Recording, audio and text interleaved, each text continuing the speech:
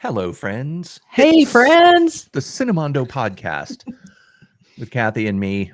Mark is I don't know where Mark is. He was busy. He's just doing stuff. He's got a he's life. got shit to do. But he's going to be really sad because we're covering this teaser, and it's from the makers of Tumbad, or it's actually a full trailer. It's from the makers of Tumbad.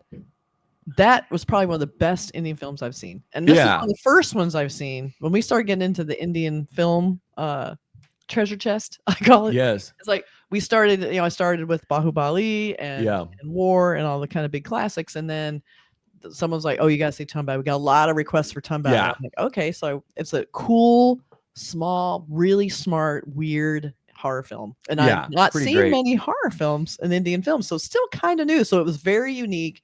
Very cool. One of the best. I mean, just one of the best horror movies I've seen. So it's not even you don't even have to qualify by saying best Indian. I always recommend to people, oh, you want to see a cool movie? See Tumbad. They're like, oh, is it Korean? No, it's not. So I'm hoping people, this will also help people go to Tumbad because it's Tumbad. Is it Tumbad or Tumbad? I'm not sure. I think that's one of the movies that I recommend to people, and they generally, in fact, almost exclusively say that was really good. It's not like sometimes people you recommend a movie and they go, it's 2 hours I'll never have back. I know, but Tumbad's not that long. But it's a movie that I mean, even people who haven't seen a lot of Indian films and they maybe aren't familiar with the style of Indian films, and maybe they feel like I don't want to have to read subtitles. Exactly. It's like, just start watching it. That is my trick. That is the trick for convincing people to watch movies from other countries. Yeah. Just start watching it. I'm like, give it 10, 15 minutes. If you don't like it, bail. But give it 10 to 15 minutes. Usually everybody gets to the end and goes, wow, that was great. That was cool. So I'm very excited about this because I think it's one of the first movies I've seen coming out from the same filmmakers. And it stars one of the same stars from Tumbad, Sohum Shah. And then we also have Girish Kohli, who directed and wrote it. Right. So I'm probably pronouncing everyone's name wrong, but you know how that is. Girish Kohli? Girish Kohli? Maybe? I don't know. Girish Kohli. But he wrote and directed. So very excited to see this. And cool. Is it on the projector? Okay, here we go. It's on the spooled. Ready to go. All right, here we go. Everybody quiet on the set. Hold the work. And... doctor Abhimanyu Sood, आपकी बेटी मेरे पास है। मुझे 5 करोड़ चाहिए। Cleaning याद है ना? Twit out! Oh my God. Terrible father. जब तक मेरे साथ है सेफ है। तुम अपने काम से मतलब रखो ना। कौन सी बेटी जिसे अपने दोस्तों के सामने ले जाने में भी तुम्हें शर्म आती है?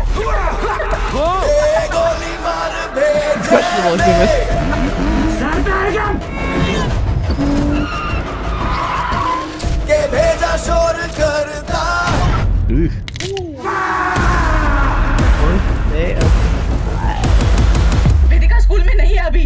वेदिका has been kidnapped. सुनेगा तो मरेगा कल्लू। तू नहीं आया ना, फिर ये लोग सीधा कोर्ट में ही मिलेंगे। ऐसा क्या कर रहे हो तुम? My life.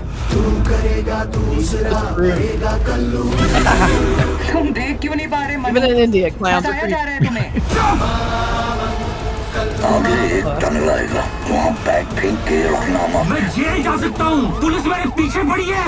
जब तक पुलिस पीछे लगती नहीं है ना, आदमी तेज भागता नहीं। हम सब फंस गए तेरी वजह से। अगर सनसेट से पहले पैसे नहीं मिले तो तुम्हारी बेटी के तू पागल हो गया क्या? Out of the well.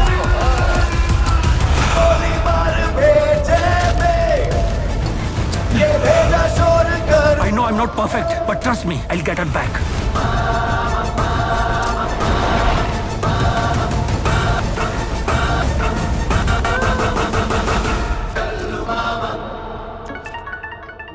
Hello. Hello sir, मैं इंस्टा फाइनेंस से बात कर रही। हम लोग लो interest instant paperless loan provide करते हैं। आपका कोई रिक्वायरमेंट है क्या? Spam call. That was funny. Because when you're having a bad day, that's the last thing was those damn spam calls. Yeah. Interest rates. So that looked really what's interesting, a lot of that was in English. That was kind of the titles and and didn't have subtitles, so we had to sort of but a lot of their dialogue was in English. So I thought that was interesting. So he's a really good surgeon, the classic, really accomplished man who's never home, which is right. The terrible father. Daughter is kidnapped because he's probably a rich, successful person. He's got to go find her. Now he's not so terrible. He wouldn't bother to go find his daughter, so he's got that going for him. Well, it looks like one of those great kind of movies. I'll bet, I'm not sure, but I have a feeling it takes place in real time. It looks like one of those stories that takes place in one horrible day. The worst day. Yeah.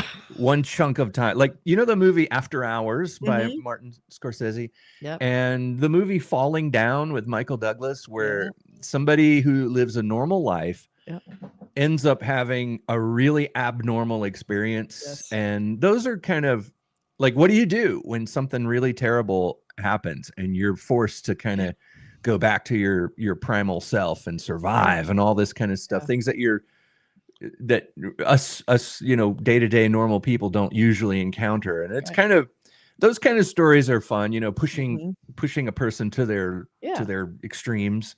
Because that's what I think this is. I don't know. I could be wrong.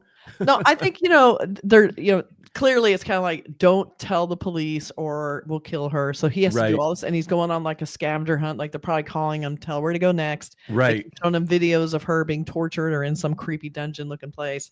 He's having to run, trying to find and accomplish things, like probably get from one place to the other in time. And if he doesn't, so that's why he's like breaking laws and driving cars over, crazy terrain and all that. It's like, that's really cool. And you always wonder when he sees me, what would I do? Like, would I be able to handle this? Would I do what he's doing? Like, I would call the police instantly. I would not be one of those people who would handle it myself. I would just take my chances because there is no way I'd be able to handle it. And guaranteed, even if you did everything right, what they said, they're probably going to kill you and her. So I don't really see any upside to doing this on your own, but I love seeing it done. I would say that. Yeah, you kind of wonder sometimes, you say that now, but then if it actually happened, I think I would probably discover things that I could do that I didn't realize I could do. Yeah, you wonder, right? Like, how could I do? What would I do? It's like kind of interesting. I love that. We used to talk about that. I've worked on movies and TV shows most of my life, and my friends and I, we used to work on set, we were, props and all that kind of stuff, which is sort of like, whenever you make a movie, it's sort of like going into combat. You take over and you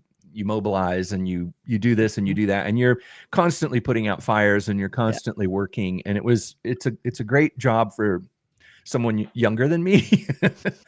But I remember we used to push ourselves sometimes to these kind of extremes, and there were things that we would have to do, on some lower budget films and things like that, where people would come up to you and say, okay, we need this to happen on set. And you're like, what are we going to do? And we used to kind of just say, we were like, yeah, we can do that. We can do that. And that was the thing we did. And then after the meeting, we would go, how the hell are we going to do this? How do you do that? What are we going to do? And then we had to put our heads together, and then we had to get our become resourceful and do it. Yeah. And I think that taught me something about what I'm capable of doing in extreme situations. I mean, it wasn't life and death, nobody's life was at stake or anything. If I failed, it was like, we lost a couple of hours of filming, and or the prop doesn't look as cool as it should, but and then no one notices anyway. It's like, it's fine, right? It's fine. But you always wanted to deliver 110% on some of these films. But definitely. But that's kind of I think that's a story, a source of great story, when you take a person, and this guy is just like normal guy, and a lot of the great movies that you can think of where the character is pushed to their limits, pushed to the extremes, like, what can he do? What can he accomplish? And can he actually do the impossible and race the clock and beat these bad guys at their own game? And I always wonder too, like, is it real? Like, I've seen plenty of true crime where they assume the daughter's kidnapped and they're doing all this shit, and then she's not actually kidnapped, or she's part of it, she's in on it or something. She's very young in this. But if she's a very very ingenious 7-year-old, she might be able to pull this off. She's thinking ahead. I don't know how old she is. I have no idea. But I have high hopes. I thought there's some really cool like cinematic flourishes in it. Like, I love the overhead. Yeah. Up and he sees the dove, And then also there was kind of an interesting scene where he's looking at another car and it kind of glitches for a second. Yeah. That was really cool. Very interesting to see how this turns out. This looks crazy good and really beautiful. A lot of like really beautiful like tone. It felt very cinematic. You know? Very, very stylish. The choices. It looked like the city looked very futuristic. It looked like, you know, Dubai or something, or Sydney, Australia. And it looked like maybe this was just for the trailer, but there was that sort of kaleidoscope effect where you saw the an upside down mirror version of the city, and they were kind of at angles with each other. Kind of it was kind of surreal vision of the city, almost like this futuristic city is kind of oppressing him and slowing him down, and the traffic and the So we have a poster. Let's see, we got pretty cool poster. I love that they actually got away with showing him flipping us off, because usually American posters they have to blur it.